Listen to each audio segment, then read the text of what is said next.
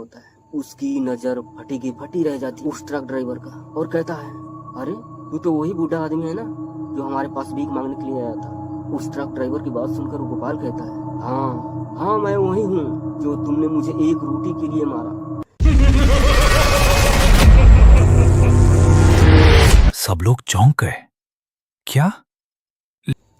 दोस्तों, आज हम बात करेंगे एक 90 वर्ष की बूढ़े आदमी की। वो कैसे अपनी जिंदगी जीता है और कैसे उसकी मृत्यु हो जाती है। उस बूढ़े गोपाल के पास घर द्वार, बेटा, बेटे, यानी कि उनका एक छोटा सा परिवार भी था। सब लोग खुशी खुशी रहते थे। लेकिन अचानक क्या हुआ जो उस बूढ़े को अकेला जीना पड़ा। आइए इस कहानी को जानते हैं। दोस्तों, ये वीडियो बहुत ही डरावनी और खतरनाक होने वाली है। उत्तर प्रदेश के जिले में एक छोटा सा बस्ती था। उस गांव में एक गोपाल नाम का आदमी रहता था।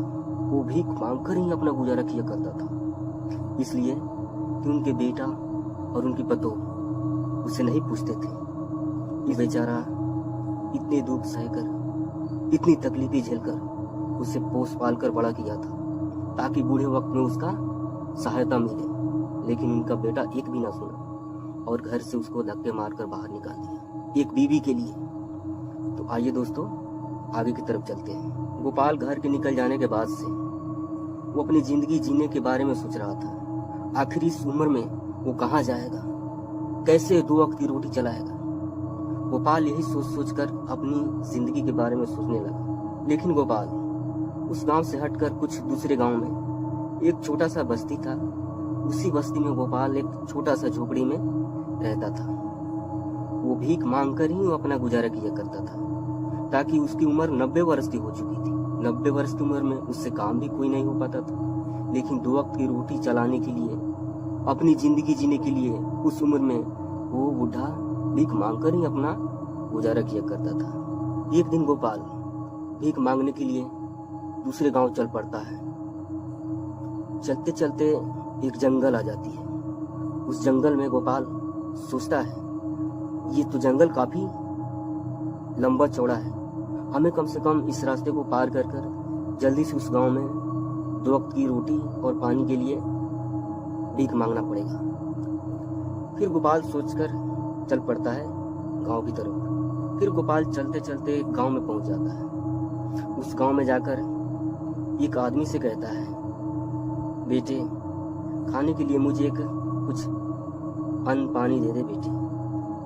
फिर गोपाल की बातें सुनकर एक आदमी उसे 2 रोटी और 10 रुपए दे देती है। फिर गोपाल इतना लेकर वो दूसरे के पास जाते हैं। फिर गोपाल का रोजी रोटी वही था, भीख मांगकर उसे अपना गुजारा चलाना पड़ता था। गोपाल चलते चलते काफी उन्हें शाम भी हो गई थी। गोपाल सोचने लगा, आज के लिए तो कुछ खाने के लिए हो गया, अब चलते हैं घर, नहीं तो शाम हो जाएगी तो फिर मैं बूढ़ा हूँ, मेरी आँख से भी दिखाई नहीं देती।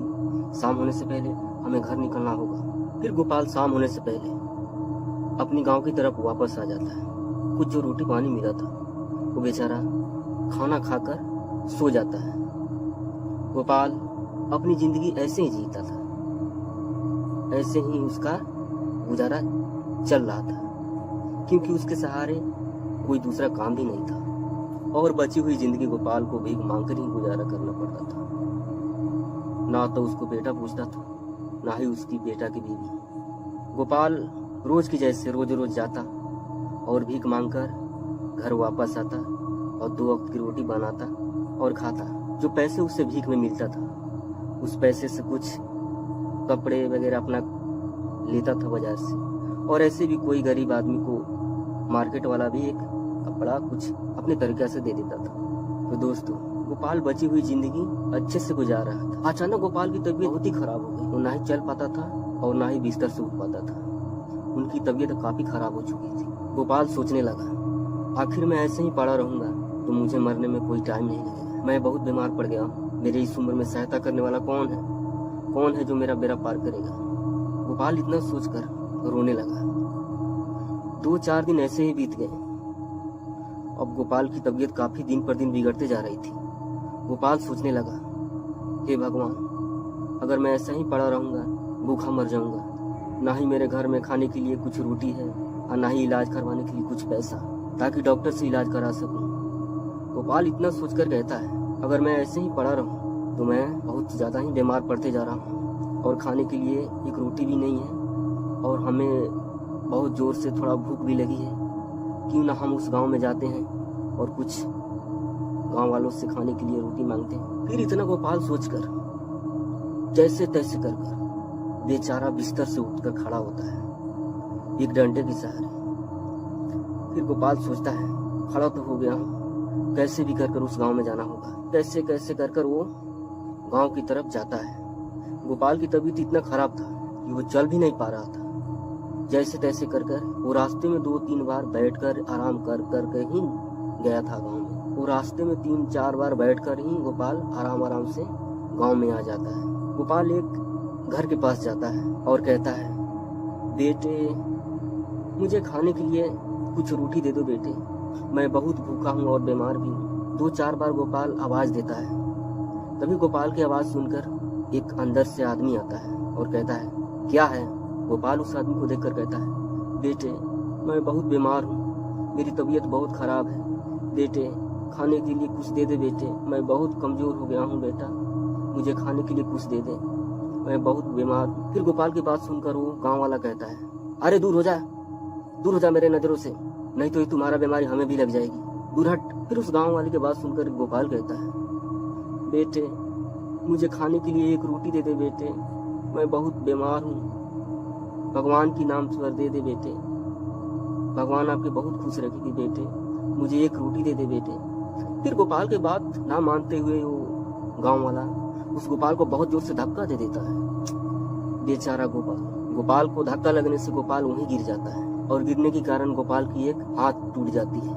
बेचारा गोपाल, और वो गांव वाला वहां से घमंड कर सीधा अपने घर के अंदर चला आता है। गोपाल वहां गिर कर पड़ा हुआ था, बेचारा रो रहा था, हे भगवान हमें उठा ले भगवान, मुझे जीना नहीं है। फिर गोपाल इतना रोते हुए कहता है और वहां से खड़ा होकर जैसे तैसे कर वहां से चलने की कोशिश करता है। फिर गोपाल उठकर खड़ा होता है और रोते हुए वहां से चल पड़ता है, ताकि एक तो तबीयत उसके पहले से खराब थी और चोट लगने के कारण उसके हाथ भी टूट गई थी, वो इतना कमजोर हो गया था और ऊपर से एक हाथ भी टूट गई थी। फिर गोपाल इतना कहकर अपने घर की तरफ वापस जाने लगा रोते रोते। गोपाल चलते चलते काफी थक गया था, उसको चक्कर से आने लगी थी।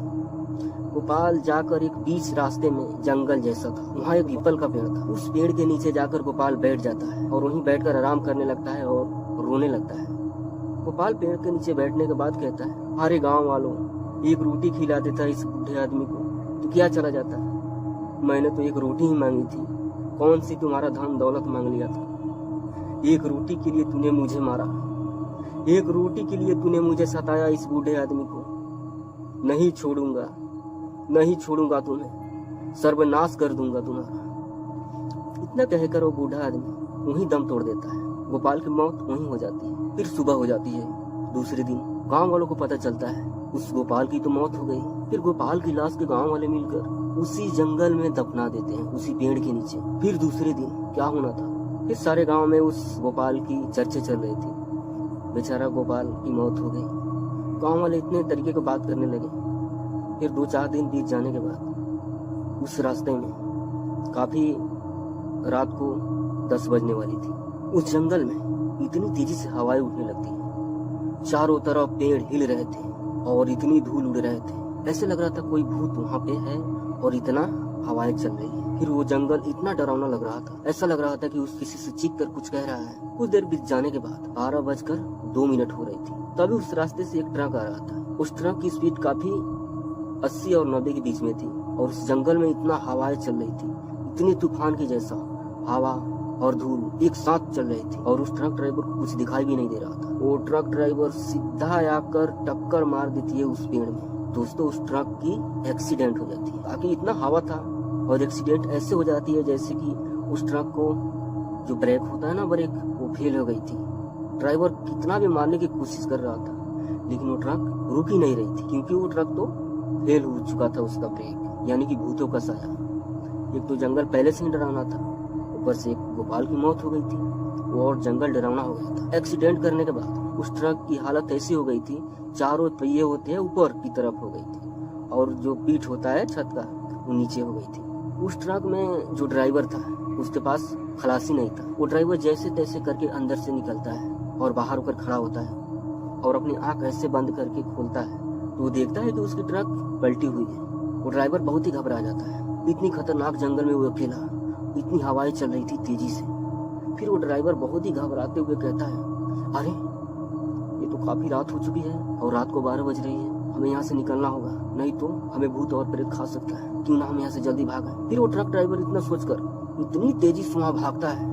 भागते भागते भागते भागते उस ट्रक ड्राइवर जाकर सीधा एक आदमी के पास जाके रुकता है। बीच रास्ते में एक आदमी खड़ा हुआ था। वो 90 वर्ष का बूढ़ा ही आदमी था। पीछे से जाकर वो ड्राइवर खड़ा हो जाता है और कहता है, अरे भाई तुम इतनी रात के यहाँ क्या कर रहे हो?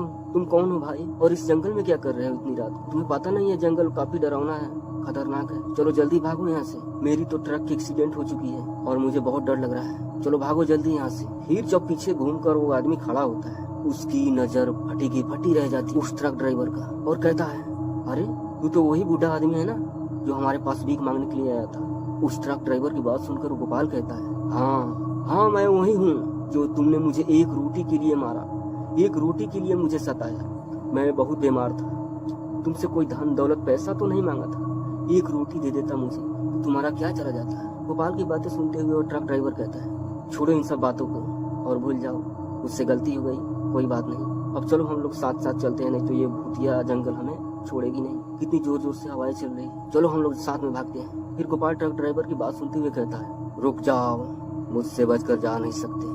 तुम्हें लग रहा है मैं जिंदा हूँ? नहीं, तुम्हारे कारण हमारी मौत हो चुकी है। तुमने मुझे मारा, मुझे सताया, मैं बीमार था, तुमने मुझे धक्का दे दिया। फिर मैं वापस अपने घर की तरफ आ रहा था। अचानक मुझे अंधेरा जैसा दिखाई देने लगा। मैं पेड़ के नीचे बैठा और रोने लगा। अचानक मेरी शरीर से प्राण निकल गई, मेरी मृत्यु हो गई। उसके बाद से मैं बहुत ही खतरनाक भूत बन चुका। अब मैं तुम्हें नहीं छोड़ूंगा, चाहे जो हो जाए मैं तुम्हें मार के ही रहूंगा। फिर गोपाल की बातें सुनकर वो ट्रक ड्राइवर कहता है, अरे बाप रे बाप, आज तो निश्चित है हमारी मौत। फिर वो ट्रक ड्राइवर मन ही मन सोचता है, कोई ना कोई तो उपाय लगाना होगा। फिर वो ट्रक ड्राइवर सोचता है, अरे क्यों ना हम फोन कर अपने गाँव वालों को बुला लो, नहीं तो ये भूत हमें मार देगा। फिर वो ट्रक ड्राइवर पॉकेट में हाथ लगाता है मोबाइल निकालने के लिए, लेकिन उसकी मोबाइल तो एक्सीडेंट में ट्रक में ही गिर गई थी। फिर वो ट्रक ड्राइवर दौड़ते हुए जाता है ट्रक के पास और देखता है कि मेरे मोबाइल कहाँ है। फिर मोबाइल को देखने से पहले वो ट्रक ड्राइवर देखता है, अरे मैं तो यहाँ हूँ और इस ट्रक में कौन है? ये मेरे हम शकल जैसा कौन है? फिर वो ट्रक ड्राइवर देखता है, मैं यहाँ भी हूँ और वहाँ भी हूँ, आखिर क्या हो रहा है? फिर गोपाल अपनी वो शरीर को टच करता है और देखता है वो तो उसको पकड़ा नहीं जा रहा था, ताकि वो तो मर चुका था। उस ट्रक ड्राइवर की प्राण उसके शरीर से निकल कर भागी थी। उसको पता नहीं था वो ड्राइवर को कि वो मर चुका है। लेकिन फिर गोपाल की भूत आती है और जोर जोर से हंसकर कहती है, हा, हा, हा, हा, जैसा करनी वैसा भरनी। अरे ड्राइवर, तुम्हारी मौत हो चुकी है, अब तुम जिंदा नहीं रहा। ये तुम हो, ये तुम्हारा आत्मा है। तुम तो ट्रक के नीचे पड़े हो तब के, तुम मर चुके हो। अब तुम्हें हमारे साथ रहना होगा, जैसा करनी वैसा भरनी। तो दोस्तों इसके पार्ट आगे के वीडियो में बताएंगे, तब तक के लिए बने रहिए हमारे वीडियो के साथ। नमस्कार, गुड।